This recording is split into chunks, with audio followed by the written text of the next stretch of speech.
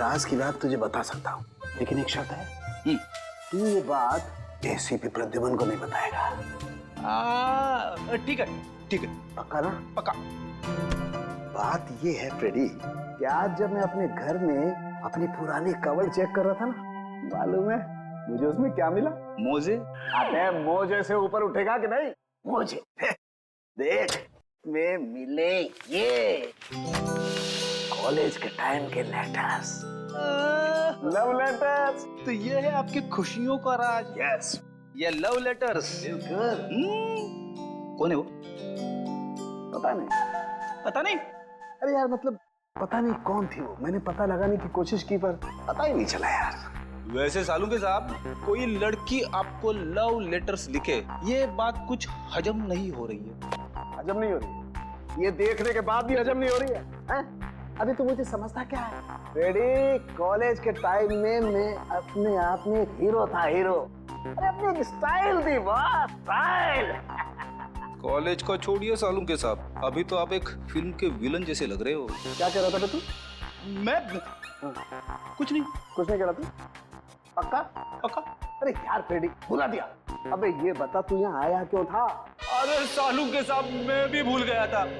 ACP साहब ने postmortem की रिपोर्ट मंगवाई है। अरे यार ये एसीपी प्रद्युमन हमेशा घोड़े पे सवार क्यों रहता है यार?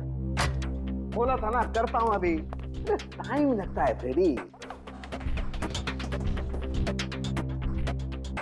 सालुंके साहब, आज आप अकेले हैं क्या? तारिका दिख नहीं रही है। अरे तारिका को मैंने जरा काम से भेजा यार। वैसे तुझे क्या मतलब है तारिका से? कुछ नहीं, ऐसे ही। अच्छा यार फ्रेडी, एक बात समझ में नहीं आ रही है यार, खून तो इनका जहर की वजह से हुआ है, लेकिन ये जहर इनके शरीर में गया कैसे, ये बात समझ में नहीं आ रही है यार।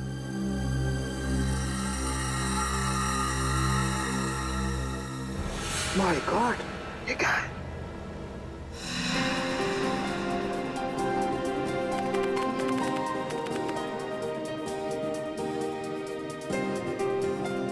सर कैसा महसूस कर रहे हैं आप? आपकी जिंदगी का सबसे बड़ा और पहला एग्जीबिशन है। पहली चीज तो हमेशा खासी होती है, फिर वो चाहे पहला प्यार हो, पहली बारिश का एहसास हो, या फिर मेरा एग्जीबिशन। और इस पे 4 चांद तो तब लगेंगे जब पीपलगढ़ की महारानी शांति देवी जी खुद मेरा एग्जीबिशन देखने आएंगी। अरे शांति देवी जी आ गई।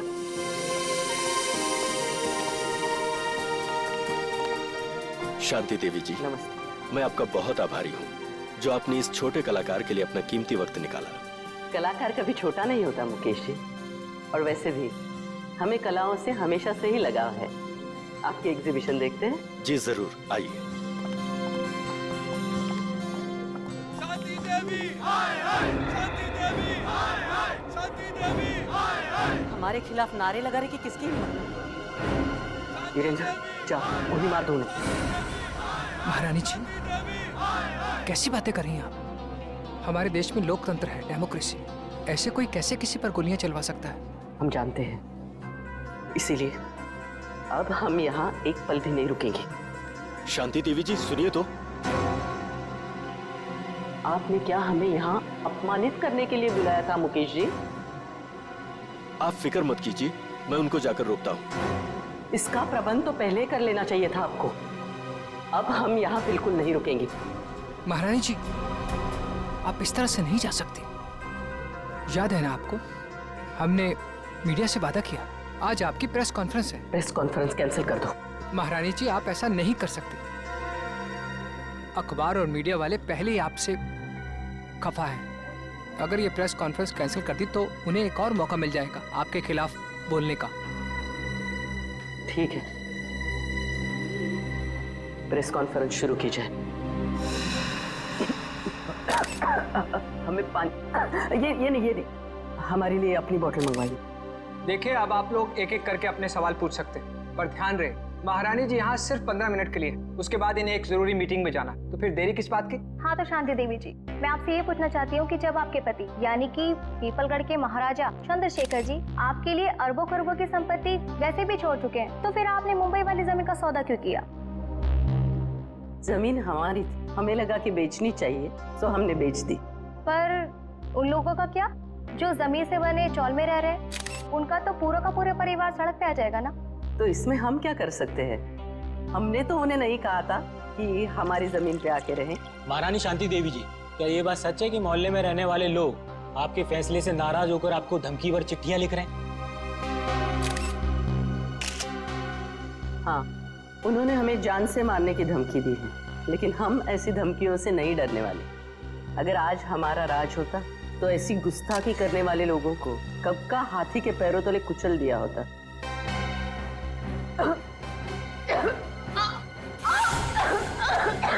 अरे महाराज जी की तबीयत खराब हो रही है, जल्दी हेलो एम्बुलेंस, जल्दी जल्दी बुलाओ सिटी हॉल, जल्दी।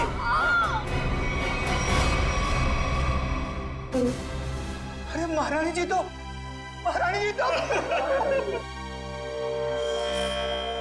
पूरा शरीर नीला पड़ गया है, मौत तो जहर से ही हुई है। मगर सर, इतनी भीड़ भाड़ वाली जगह में कोई जहर दे कैसे सकता है इन्हें?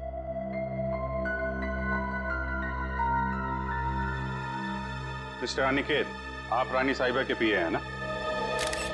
जी सर। रानी साहिबा ने यहाँ आने से पहले कुछ खाया पिया था क्या? जी सर, महारानी जी ने सुबह हमेशा की तरह बाल्मी होटल में जूस पिया और हल्का सा नाश्ता किया। उसके बाद यहाँ आकर ये पानी पिया जो इन्होंने दिया था। नहीं साहब, मैंने कुछ नहीं किया, इसमें मिनरल वाटर था। मैं भला क्या कर सकता हूँ साहब? फिर वो तो पता चल जाएगा।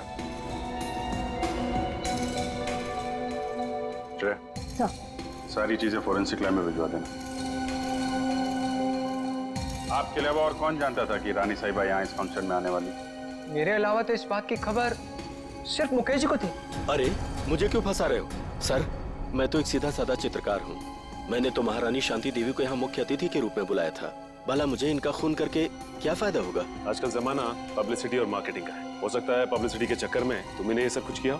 सर, मुझे ऐसी पब्लिसिटी की कोई जरूरत नहीं है, और वैसे भी इनको मारने से सबसे ज्यादा फायदा उन लोगों को होता जो एग्जीबिशन के बाहर इनके खिलाफ नारे लगा रहे थे। नारे लगा रहे? जी। कौन लोग थे? दरअसल महारानी जी ने अपनी एक मुंबई वाली जमीन का हाल ही में सौदा किया था, जिसकी वजह से उस मोहल्ले में रहने वाले कई लोग अपने घरों से बेघर हो गए थे। तो आपको लगता है कि ये काम उनमें से किसी ने किया है? हाँ सर, वो लोग महारानी जी को धमकी भरी चिट्ठियां लिख रहे थे कि अगर उन्होंने जमीन का सौदा किया तो वो उन्हें मार देंगे।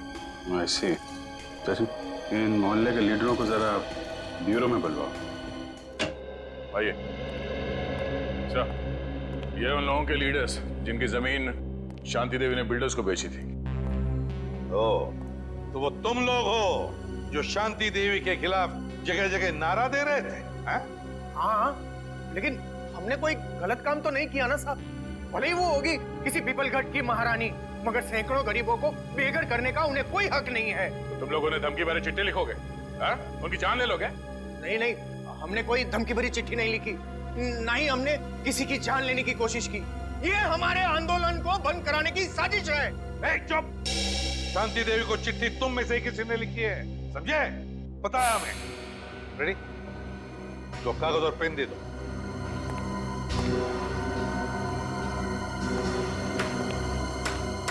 इसका हम क्या करेंगे?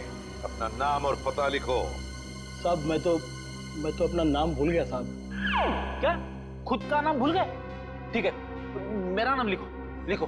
फ्रेडी, 305 सुख शांति बिल्डिंग, मलाड वेस्ट। अरे मुंह क्या देख रहे हो? लिखो मलाड वेस्ट। तुम्हें क्या हो गया? तुम भी अपना नाम भूल गए क्या? नहीं, याद है। तो लिखो। तुमने अभी तक कुछ लिखा नहीं। मैं तो अंगूठा छाप हूँ, मुझे लिखना पढ़ना नहीं आता। अच्छा, अंगूठा छाप हो? जी। सुंदर नाम है ना तुम्हारा? जी साहब। पेशे से तुम एक जर्नलिस्ट हो, बीए किया है तुमने, और कई सालों से अपने मोहल्ले में 5वीं कक्षा से लेके 10वीं तक के बच्चों को क्लासेस देते हो। ये सब बिना पढ़े लिखे किया तुमने? क्यों? जी साहब, मैंने इस कुलदीप के कहने पे किया। फंसा दिया ना मुझे। अरे, एक मिनट। मैं बताता हूँ ये दरवाजा कैसे खुलता है। हट, आ जा इधर। बता, क्यों किया तुमने ये सब? बोल। हाँ, शांति देवी को धमकी भरी चिट्ठियां मैंने ही लिखवाई थी, पर मैं क्या करता? जब मैंने उन्हें अपने साथियों की तकलीफ बताई तो उल्टा उन्होंने हमारा ही अपमान कर दिया। कहने लगी कि चाल में रहने वालों से तो कीड़े मकोड़े अच्छे। ये सुनकर मेरा खून खौलने लगा, उबलने लगा मेरा खून। और खून इतना उबला कि तुमने खून ही कर दिया शांति देवी का, है? हाँ, मैंने मोहल्ले के हर एक इंसान के पास से 1,000 रुपए चंदे के नाम पर इकट्ठे किए और लक्की नाम के गुंडे को शांति देवी की सुपारी दे दी और उनको खत्म करवा दिया। मैंने सोचा शांति देवी खत्म हो जाएगी तो ये सारी समस्या ही खत्म हो जाएगी। किसी को मारकर समस्या का हल नहीं होता, समझे? ले जाओ इसे, इस लकी को ढूंढो, उठाओ इस लकी को। रेडी, ये देख। अरे बाप रे, ऐसी खतरनाक चीज मैंने फिल्मों में भी नहीं देखी। मुझे यकीन ही नहीं हो रहा ये सच है या सपना। मैंने जिंदगी में इतनी पोस्टमार्टम किए, इतनी लाशें काटी, लेकिन ऐसा तो मैंने पहले कभी नहीं देखा। This is impossible। ये यहाँ कैसे? यार, शांति देवी ने आर्ट एग्जीबिशन में इन चीजों को हाथ लगाया, इन चीजों को हाथ लगाया था। एक मिनट, रेडी, जरा वो कैन देना। ये वाला। हाँ हाँ ये।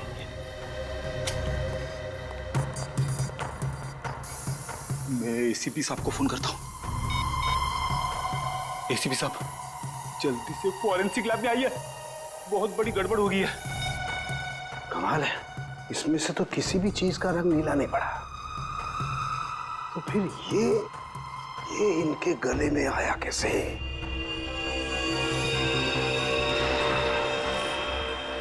माय गॉड, इनके गले के अंदर सांप।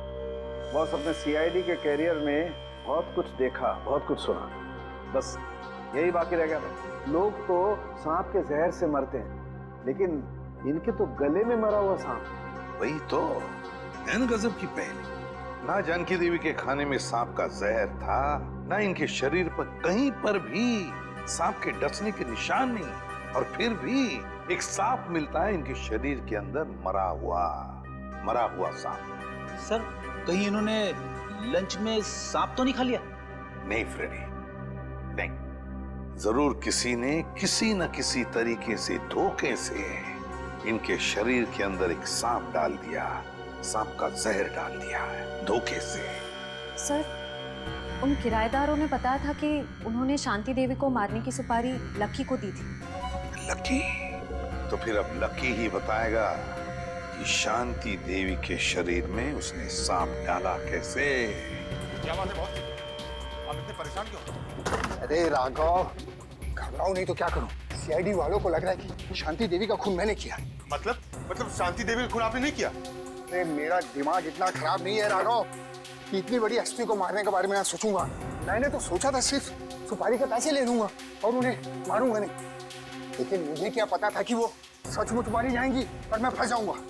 लेकिन सीआईडी तो यही सोच रही है कि खून आपने किया है। हाँ यार, इसलिए तो मैं ये देश छोड़कर जा रहा हूँ, और तुम लोग को भी जैसे मौका मिले ऐसी जगह चंपत हो जाओ जहाँ सीआईडी का हाथ तुम लोग तक न पहुंच पाए। बॉस, वो सब तो ठीक है, पर हमारा हिस्सा?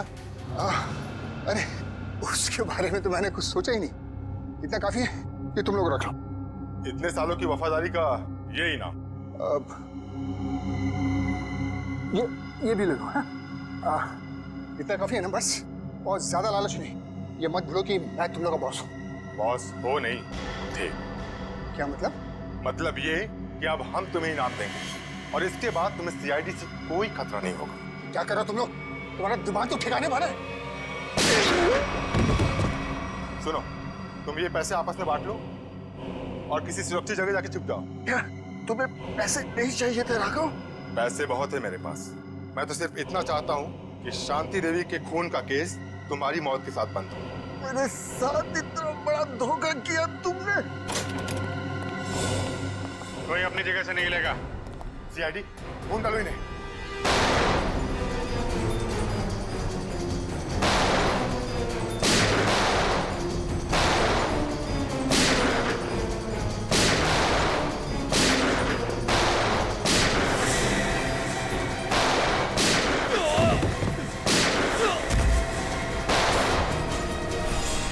निखिल, पकड़ो इसको।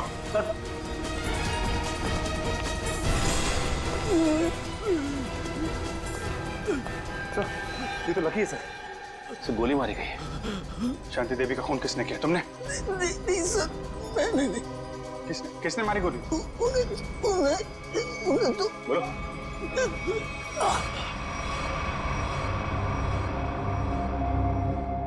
ये तो मर गया। सर लगता है शांति देवी जी के खूनी ने इसका भी खून कर दिया ताकि हमें कुछ बता ना सके। हाँ क्या वो? सर काफी कोशिश की लेकिन हाथ से निकल गया सर।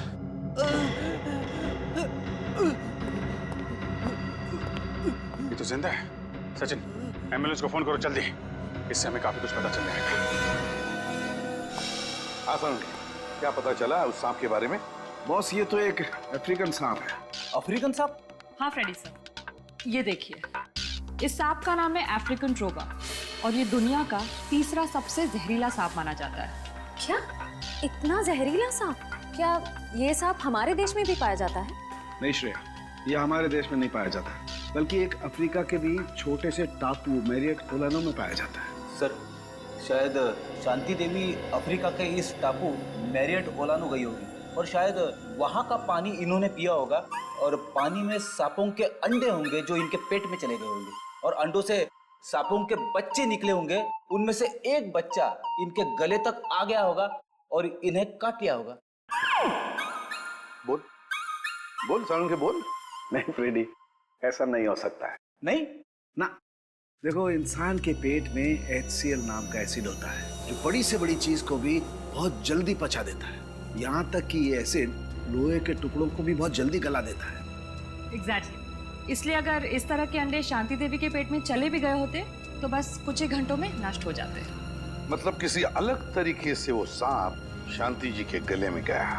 हाँ बॉस, और गया भी पिछले 24 घंटे के अंदर अंदर है। 24 घंटे के अंदर? सर पिछले 24 घंटों में तो शांति देवी उस होटल में ही थी। हाँ, पिछले 24 घंटे तो शांति देवी होटल बाल्मी में ही थी। तो फिर इस सांप का राज भी उसी होटल बाल्मी में खुलेगा, होटल बाल्मी में। हाँ अभिजीत, अच्छा उस गुंडे को होश आ गया? अच्छा नाम बताया उसने उस गुंडे का जो भाग गया वो? राघव। राघव।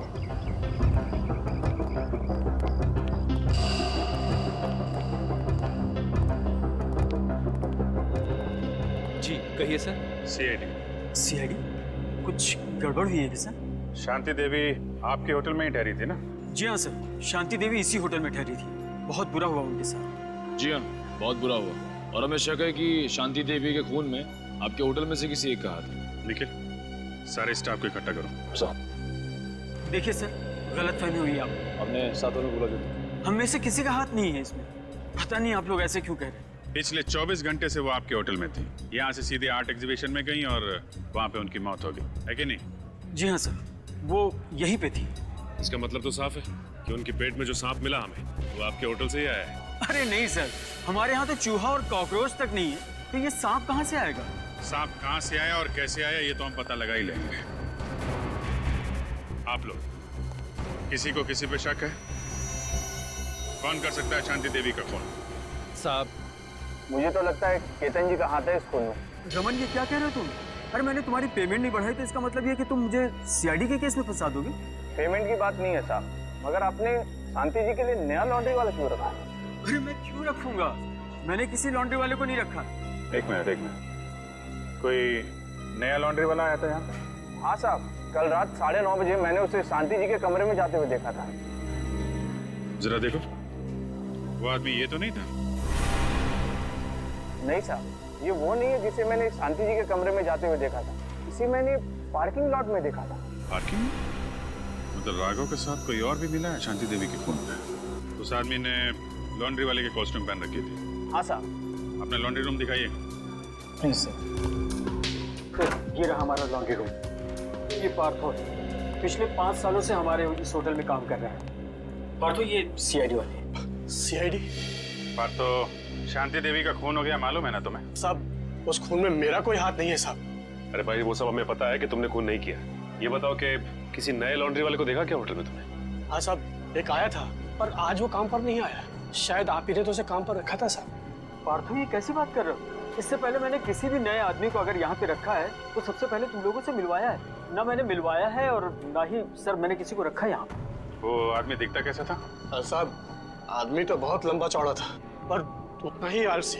रानी साहिबा के अलावा किसी भी कमरे की चादर बदली नहीं किया साहब उसने। अच्छा, तो आपने उससे पूछा नहीं कि वो बाकी कमरों की चादरें क्यों नहीं बदल रहे? अब पूछा था साहब, अंग्रेजी में बोल रहा था और अंग्रेजी हमें आती नहीं। अंग्रेजी में पट्टी पढ़ा के निकल गया। काफी चालाक आदमी है। उस आदमी का स्केच बनवाना होगा तुमको, ठीक है? हाँ साहब। ठीक है। सांप उस आदमी ने यहीं कहीं छुपा के रखा था। साहब, मुझे सांप से बहुत डर लगता है साहब। ठीक है, आप लोग जरा बाहर जाइए, हमें यहाँ की तलाशी लेनी है। हाँ साहब।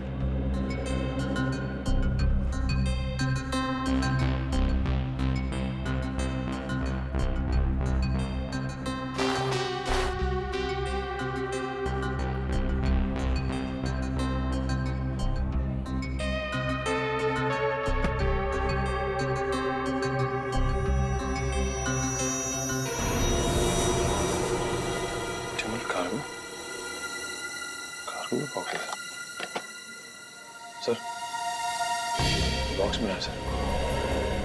ऑप्टिमल कार्गो, क्या लाया गया इसमें? और तो ये इस डिब्बे के बारे में जानते हो? नहीं साहब। आप पहचानते हैं इस डिब्बे को?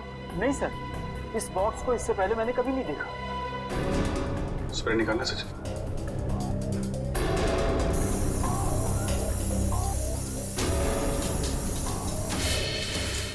नीला हो गया, मतलब वो सांप इसी डब्बे में लाया गया है। Optimal cargo. कहिए सर, कुरियर करना है आपको? हाँ, सिर्फ इंडिया में कुरियर भेजते हो या बाहर देश भी कुरियर भेजते हो? अरे सर, हर जगह, लंदन, पेरिस, चीन, जापान, यूके, यूएसए, जहाँ भी, दुनिया के हर कोने में आपका पार्सल पहुंच जाएगा। अरे वाह! और क्या क्या भेजती है आप कुरियर में? सब कुछ सर, जैसे किताबें, कपड़े, तस्वीर और ऑफिशियल कागजात वगैरह। और सांप? क्या? हाँ, सांप भेजते हैं आप कुरियर में? ये क्या कह रहे हैं आप? सांप भला कोई कुरियर में भेजता है क्या? अब ये तो आप ही बताओगे। हाँ? आपके कुरियर कंपनी के इस बॉक्स में सांप भेजे गए थे। ये कैसी बात कर रहे हैं आप? अच्छा, इस बॉक्स पे जो ये लेबल लिखा है, उसे पता कर सकते हैं कि ये पार्सल किसने भेजा था? ए मिस्टर, तुम होते कौन हो मुझे ऑर्डर देने वाले? हैं? सीआईडी सर, मैं आपको यकीन दिलाता हूँ कि डिब्बा तो हमारा है, लेकिन वो सांप को कुरियर हमने नहीं किया है। सर, मुझे तो कुछ गड़बड़ लग रही है। क्यों? आपको बदबू नहीं आ रही है क्या? अरे कहाँ बदबू आ रही सर? कोई बदबू नहीं आ रही है। बदबू आ तो रही है। ठीक है, अंदर? अरे सर, अंदर कुछ भी नहीं है। सर अंदर कहाँ जा रहे हैं? अंदर सर जाने का। चुपचाप कोने में खड़े हो जाओ, चलो। सर, वो जो बॉक्सेस होते हैं ना, वो कुरियर के वो है, और कुछ भी नहीं है। थोड़ी देर के लिए मुंह बंद रखोगे? बदबू यहाँ से आ रही है। रेडी? अरे ये सर क्या हुआ? मेरा काम वाला जो 3 दिन से आ नहीं रहा है, तो कचरे जमा हो गए, उसी कचरे का बदबू है सर, और कुछ भी नहीं है। ठीक है, हम तुम्हारा कचरा साफ कर देते हैं। रेडी? जरा ये हटाओ। सर ये कुछ भी नहीं। सर सुनिए, सर सुनिए। रेडी? कुरियर कंपनी के आड़ में जानवरों की तस्करी करते हो तुम लोग? हाँ? अबे कहाँ भागोगे? हाँ? चल, आज मैं तेरा कुरियर भेज देता हूँ सीधे जेल में।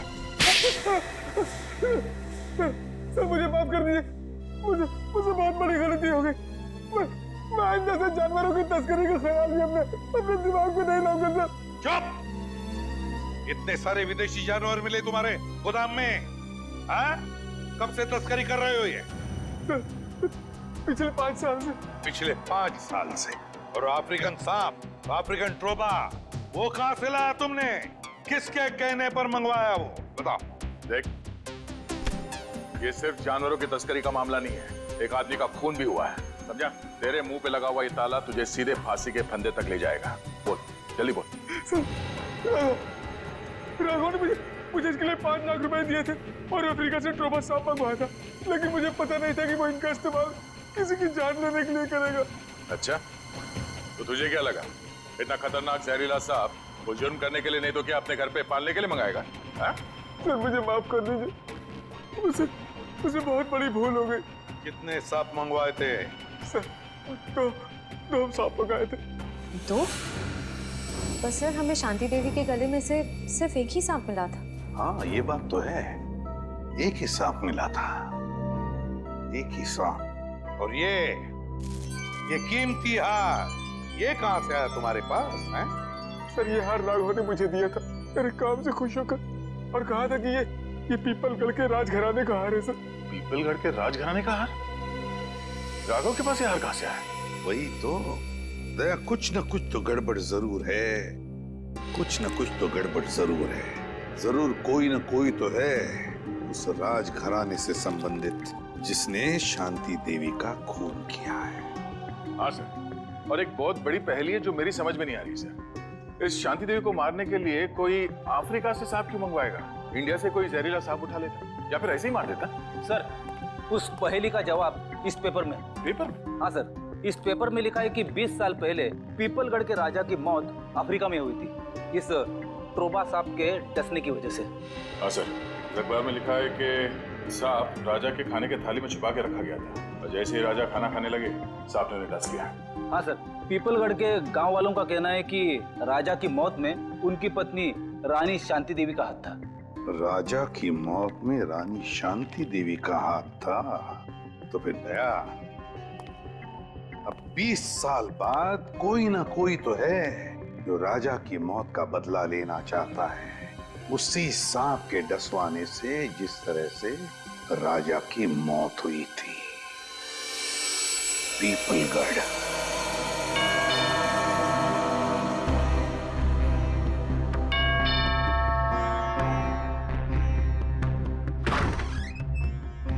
आप लोग? हम लोग सीआईडी से हैं। शांति देवी की मौत के सिलसिले में हम कुछ पूछताछ करने आए। अरे वाह सर, कितनी आलीशान हवेली है। राजे महाराजाओं की ठाट की बात तो कुछ और ही है। क्या नाम क्या है तुम्हारा? जी, मुरारी लाल।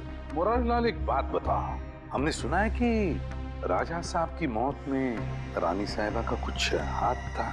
क्या इस बात में कोई सच्चाई है? क्या लगता है तुम्हें? कुछ पक्का तो नहीं कह सकते साहब, लेकिन कहीं ना कहीं इस बात में कुछ ना कुछ सच्चाई तो जरूर है। बिना आग के धुआं नहीं उठता साहब। तुम्हारे हिसाब से यहाँ की रानी के पास कोई ठोस वजह थी राजा का खून करने की? जी हाँ साहब, राजा साहब की मौत के बाद सारी दौलत, सारी जायदाद रानी साहिबा की हो गई थी। इससे बड़ी और क्या वजह हो सकती है राजा साहब को अपने रास्ते से हटाने की? क्यों, दोनों को कोई औलाद नहीं थी क्या? नहीं साहब, इसी बात का तो दुख है कि राजा साहब के बाद इस वंश को चलाने वाला और कोई नहीं है। क्या हुआ दया? सर, जरा ये पेंटिंग देखिए। होटल में उस लॉन्ड्री वाले का जो स्केच बनवाया था, वो स्केच इस पेंटिंग से मिलती जुलती है सर। ये देखिए। हाँ, लगता तो वही चेहरा है, सिर्फ इस स्केच में इस दाढ़ी की कमी है। ये तो राजा साहब की तस्वीर है, इन्हें मरे हुए तो बरसों बीत गए। अगर ये राजा साहब की तस्वीर है तो फिर हो सकता है ये स्केच राजा साहब के बेटे का है। नहीं नहीं, उनकी कोई संतान नहीं थी। पता नहीं क्यों मुझे लग रहा है कि ये हमसे कुछ छुपा रहा है। अरे नहीं साहब, मैं भला आप लोगों से कुछ क्यों छुपाऊंगा? देखो मुरारी लाल, तो कोई दूध के धुले नहीं हो। अगर यही बात होती तो तुमने अपना शक बोल के क्यों नहीं दिखाया पुलिस वालों को कि राजा साहब की मौत में शायद रानी साहब का हाथ है? साहब, हम इस हवेली के नौकर हैं। नमक खाया हमने, जान दे देते, पर उन पर कोई आँच नहीं आने देते। तुम नमक का हक अदा करने की कोशिश तो नहीं कर रहे हो अपने राजा के बेटे को बचाने की? मैंने कहा ना, उनका कोई बेटा नहीं है। जरा महल देख लो, मैं आता हूँ अभी। हाँ सर।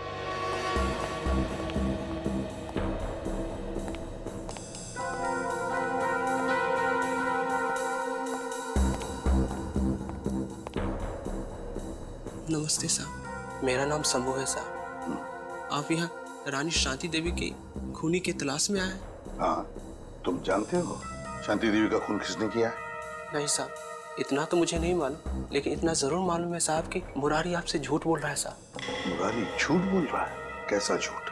यही कि राजा साहब की कोई संतान नहीं है। उनका एक बेटा है, विक्रमजीत, उनकी पहली पत्नी विजया देवी से। विक्रमजीत पहली पत्नी विजया देवी से? तो राजा साहब ने शांति देवी के साथ कब शादी की? उनकी पहली पत्नी विजया देवी की मौत के बाद विक्रमजीत दूसरी शादी शांति देवी से कर ली साहब। अच्छा शंभू, ये विक्रमजीत है कहाँ पर? हो सकता है विक्रमजीत ने खून किया हो। शांति देवी का, है ना? नहीं साहब, विक्रमजीत तो पहले ही मर चुके हैं साहब। हाँ साहब, हम दोनों एक ही उम्र के थे साहब, बचपन में साथ खेला करते थे साहब। जब अफ्रीका से राजा साहब की मौत की सूचना आई, उसके कुछ दिन बाद मुरारी विक्रमजीत को नदी किनारे ले गए शांति देवी के कहने पर। और मुरारी ने विक्रमजीत को मार डाला है? जी साहब, उसने कहानी बना दी कि विक्रमजीत खेलते खेलते नदी में डूब गया। अच्छा, तो विक्रमजीत की लाश नहीं मिली? नहीं साहब, लाश तो नहीं मिली। जरूर मुरारी ने लाश को ठिकाना लगा दिया होगा साहब। मुरारी उनका खास आदमी था साहब, उनकी हर बात मानता था साहब। अच्छा, विक्रमजीत, मुरारी लाल, शांति देवी का खास आदमी मुरारी लाल। सर, हम ऐसे वीरान होटल में क्यों रुके हैं? मैं तो कहता हूँ इस मुरारी के बच्चे को पकड़ते और वापस चलते मुंबई। और शांति देवी के खूनी का क्या? उसकी छानबीन किए बगैर वापस चले जाएंगे? तुम्हें वापस जाना है? अरे नहीं सर। सर, मुझे लगता है कि शांति देवी को मारने वाला राजा का बेटा विक्रमजीत ही है। इस मुरारी लाल ने उसे पानी में डुबो के मारने की कोशिश की होगी, पर हो सकता है वो किसी तरह से बच गया। हाँ दया, मुझे भी यही लगता है कि विक्रमजीत अभी भी जिंदा है और उसी ने शांति देवी का खून भी किया है। इस विक्रमजीत को तो हम लेकर ही जाएंगे। मगर सर, अगर विक्रमजीत वापस गांव में आया तो गांव वाले उसे पहचान लेंगे। मुझे नहीं लगता वो वापस आएगा। विक्रमजीत ने शांति देवी का खून करके अपने पिता की मौत का बदला तो ले ही लिया। बचा है मुरारी लाल। अब मुरारी लाल से हिसाब पूरा करने के लिए विक्रमजीत जरूर वापस आएगा। हम उसका इंतजार करेंगे। अरे मैं आप लोगों के लिए चाय नाश्ता ले आता हूँ। आजा बेटा, अरे आप लोग मुझे कहाँ ले जा रहे हैं? देख शंभू, घबराओ मत, हम लोग सीआईडी से हैं। तुम्हारा दोस्त विक्रमजीत वो जिंदा है। क्या? विक्रमजीत जिंदा है? धीरे से बोलो। जब तक ये विक्रमजीत मिल नहीं जाता, हम लोग इसी हवेली में रहेंगे, समझा? उसने शांति देवी को मारा है और इस मुरारी लाल को मारने वो जरूर आएगा यहाँ। नहीं मानूंगा, चाहे कुछ भी हो जाए, मैं हार नहीं मानूंगा। कुछ ना कुछ करके मुझे इस पहेली का हार निकालना ही पड़ेगा। मेरी बरसों की इज्जत दांव पर लगी हुई है। सर, प्लीज थोड़ा आराम कर लीजिए। आप पिछले 36 घंटों से सोए नहीं है। कैसे आराम कर लूं तारिका, कैसे सो जाऊं? मैं झपकी भी लगाता हूं तो ये सांप मुझे सपने में दिखाई देता है। चलिए सर, शुरू से शुरू करते हैं। हाँ, ये सांप अगर होटल से ही शांति देवी के गले में था, तो फिर इसने एग्जीबिशन में आकर ही क्यों काटा इन्हें? एग्जैक्टली। इसका मतलब क्या? इसका मतलब कोई तो था तारिका, कोई तो था जो उस सांप को कंट्रोल कर रहा था कि वो सही वक्त देखकर शांति देवी पे हमला करे, जबकि उसके हिसाब से लोहा एकदम गर्म था। और एक बात सर, खूनी ने अगर इस सांप को शांति देवी के गले में तब डाला होता जब ये जाग रही थी, तो ये तो बहुत हल्ला मचाती, जरूर अपने आप को बचाने की पूरी कोशिश करती। बिल्कुल कोशिश करती। इसका मतलब जब शांति देवी पे हमला हुआ, शांति देवी सो रही थी। शांति देवी सो रही थी और क्या? हाँ, और शायद गॉड। क्या सर? ओह माय गॉड, शायद ये सांप भी सो रहा था। सांप सो रहा था मतलब? मिल गया तारिका, मिल गया। मुझे इस समस्या का हल मिल गया। मुझे भी बताइए ना सर। बताता। देखो तारिका, ये सांप एक रेप्टाइल है, जमीन पर रेंगने वाला जंतु। रेप्टाइल्स कोल्ड ब्लडेड एनिमल होते हैं, शीत रक्तधारी जंतु। ये मौसम के हिसाब से अपने शरीर का तापमान बदल नहीं सकते, और इसलिए जब बहुत ज्यादा ठंड होती है, ये सांप हाइबरनेशन में चले जाते हैं, शीत निद्रा में चले जाते हैं। ओह गॉड, इसका मतलब सर खूनी ने जानबूझकर इस सांप को ठंडी जगह पे रखा? बिल्कुल, ताकि वो हाइबरनेशन में चले जाए। यस। पर सर, अगर ये सांप भी सो रहा था और शांति देवी भी सो रही थी, तब भी अपना सवाल तो वही का वही है कि ये सांप शांति देवी के खाने की नली तक पहुंचा कैसे? खाने की नली तक पहुंचा कैसे? एक मिनट, ये सांप शांति देवी की खाने की नली तक पहुंचा कैसे तारिका? ये शायद हमें इस सांप की चमड़ी बताएगी। एक मिनट, एक मिनट।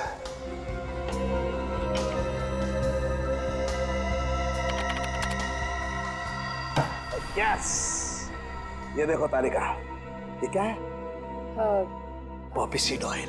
और ये पॉपी सीड ऑयल इस सांप की चमड़ी पर लगा हुआ है।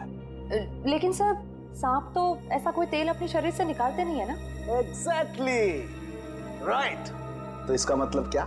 इसका मतलब ये कि ये पॉपी सीड ऑयल नेचुरल तरीके से, प्राकृतिक रूप से इस सांप की चमड़ी पर नहीं आया है तारिका। किसी ने जानबूझकर ये पॉपी सीड ऑयल इस सांप की चमड़ी पर लगाया है तारिका, ताकि ये सांप एकदम स्मूथ हो जाए और आराम से शांति देवी के फूड पाइप में जाकर के बस जाए।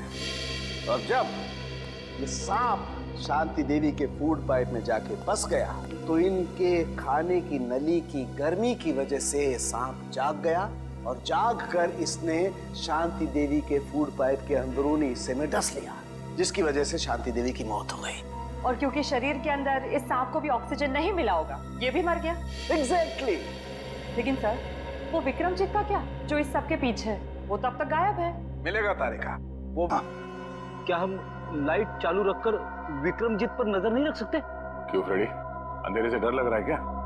अरे बिल्कुल नहीं सर, मैं तो विक्रमजीत को पकड़ने के लिए बड़ा बेताब हो रहा हूँ। ये तो बर्तन गिरने की आवाज है। लगता है वो आ गया था। सर, आवाज किचन की तरफ से आ रही है।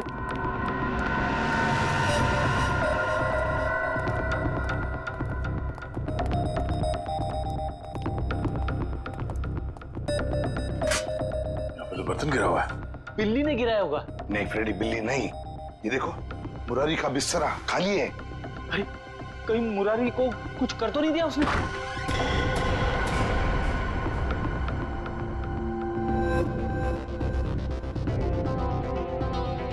सर, ये तो अकेला है। मुरारी कहाँ है? रुक जाओ, मैं तो गोली चला दूंगा।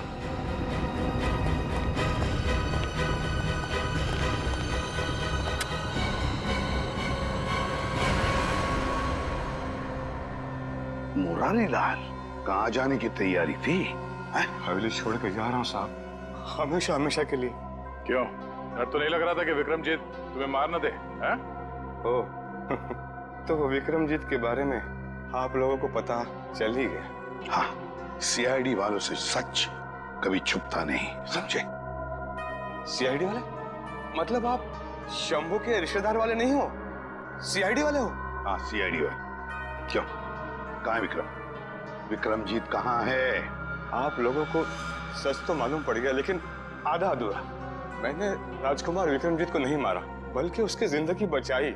मैंने पाल पोस के उसको बड़ा किया, उसे रानी शांति देवी की नजरों से बहुत दूर रखा, ताकि रानी शांति देवी को यह पता ना चले कि राजकुमार जिंदा है। अगर उसे यह पता चल जाता तो उसे मारने में कोई कसर नहीं छोड़ती। इस वक्त विक्रमजीत कहाँ है? नहीं, मैं जान दे दूंगा, लेकिन आप लोगों को भी नहीं बताऊंगा। सच बता, बता, देखते हैं। आसान के बता जल्दी। यार, ये तो हमें भी पता है कि विक्रमजीत ने खून किया है, कुछ नई बात बता। Poppy seed oil. Oh, poppy seed oil. Good work Shalunke, कभी कभी अच्छा काम करता है तो थैंक यू। अब हम पहुंच जाएंगे विक्रमजीत के पास। मैं जानता हूँ सीआईडी तुम्हारे पीछे। पर बॉस, आपको कैसे पता चला?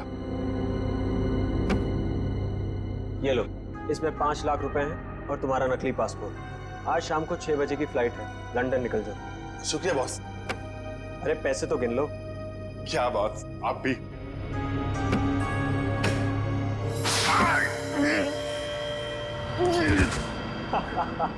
तुम्हें क्या लगा मैं तुम्हें लंदन भिजवाऊंगा? अब तुम सीधा नर्क की फ्लाइट पकड़ोगे। बड़ा धोखा। इसे कहते हैं बुरे काम का बुरा नतीजा। घबराओ मत, सांप के जहर की दवाई हम अपने साथ लेकर आए हैं। मुंह खोलो। सीआईडी? हाँ, सीआईडी। क्यों, हमको देख के बहुत धक्का लगा पेंटर बाबू? तुम लोगों को कैसे पता चला कि इस सब के पीछे मेरा हाथ है? क्योंकि सांप के ऊपर तुमने पॉपी सीड ऑयल छोड़ दिया था, और पॉपी सीड ऑयल का इस्तेमाल एक पेंटर के अलावा और कौन कर सकता है? अब जरा अपना असली चेहरा तो दिखाओ मुकेश उर्फ विक्रमजीत। बताओ पीपलगढ़ के राजकुमार विक्रमजीत, अपनी माँ का खून क्यों किया तुमने? माँ नहीं थी वो, मेरी सौतेली माँ थी, जिसने पैसों के लिए मेरे पिता राजा चंद्रशेखर जी को तड़पा तड़पा कर मार दिया। और इसीलिए तुमने शांति देवी को भी उसी तरह मारा, तड़पा तड़पा के। हाँ, उसके गुनाह की यही सजा थी जो मैंने उसे दी। उसने मेरे पिता को ही नहीं मारा, बल्कि मुरारी के हाथों मुझे भी मरवाना चाहा था। सजा देने का हक तुम्हारा नहीं, कानून का है। यही बात होती तो तुम कानून की मदद ले सकते थे।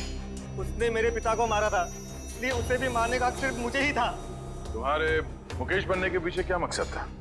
मैं शांति देवी को अपनी आंखों के सामने मरता हुआ देखना चाहता था, इसलिए मैंने मुकेश का रूप लिया और वो आर्ट एग्जीबिशन रखकर उनको न्योता भेजा।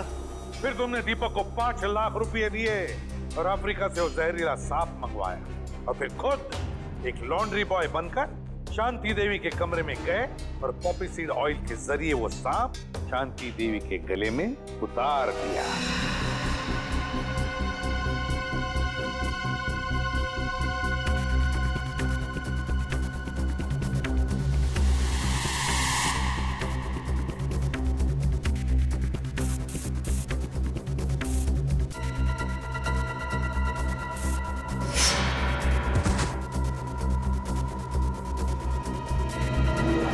बचपन से मालूम था कि शांति देवी ने तुम्हारे पिता को मारा है, हा?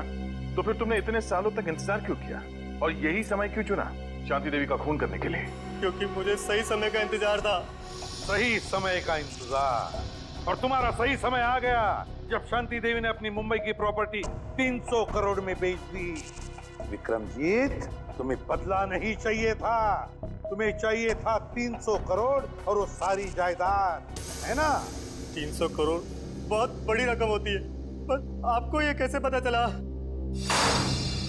इस फाइल के जरिए, ये फाइल जो हमें तुम्हारे घर से मिली, इसमें है वो डीएनए रिपोर्ट, तुम्हारा डीएनए रिपोर्ट। विक्रमजीत, तुम जानते थे कि अगर इस जायदाद को कोई वारिस नहीं तो सारी जायदाद, सारा पैसा ट्रस्ट में जाएगा, और इसलिए तुमने प्लान बनाया और अपना डीएनए रिपोर्ट तैयार किया, ये साबित करने के लिए कि तुम ही इस जायदाद के असली वारिस हो।